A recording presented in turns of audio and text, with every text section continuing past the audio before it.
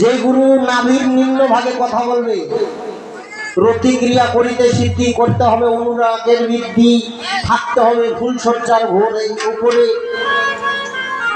বুঝে জানা কথাটা নাকি বাবা কথাটা? গরিবের হওয়া হবে, মোর সঙ্গে থাকিবা হবে, সাধন ভজন করিবা হবে, রসর কর্ম করিবা হবে, প্রেমের গুরু করিবা হবে। প্রক্রিয়া না করলে হবে না তোর উদ্ধার।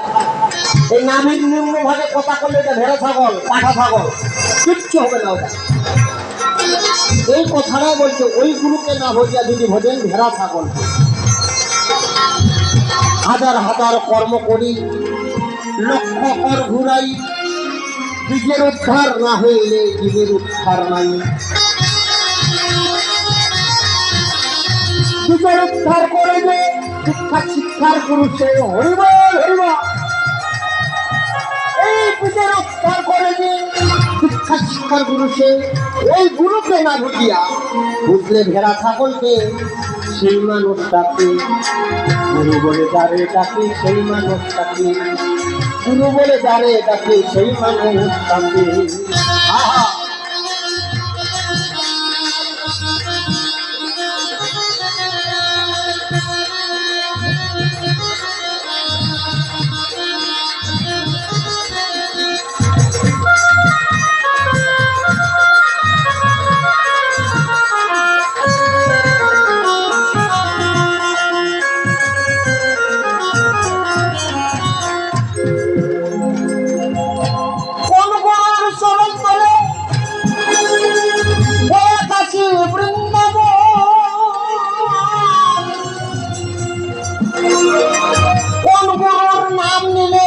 ঘুরে পালায় কাল সময়,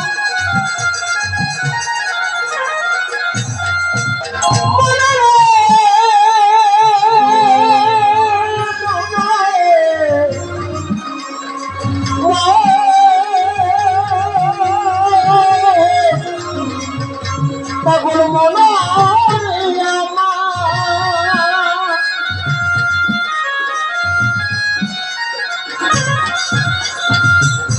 গুরুর চরণ বলে গয়া কাছে বৃন্দাবন।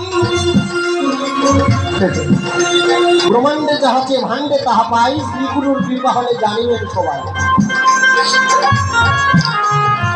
রসতত্ত্ব গ্রন্থের মধ্যে সেই লেখকের অনুসারী 82 আঙ্গুল, গোটা দেহটা হলে 84 আঙ্গুল।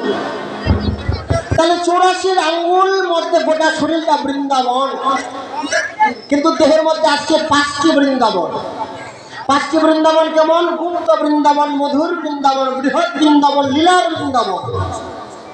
আর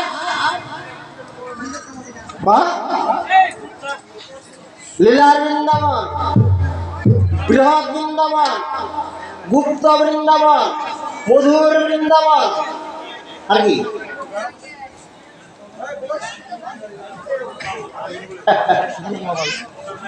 আচ্ছা, তাহলে 5টি বৃন্দাবনের ভিতরে নিচ থেকে উপর দ্বিদল পর্যন্ত 82 আঙ্গুল। 82 আঙ্গুল, এই যে দ্বিদল পদ্ম থেকে এখানে 82 আঙ্গুল।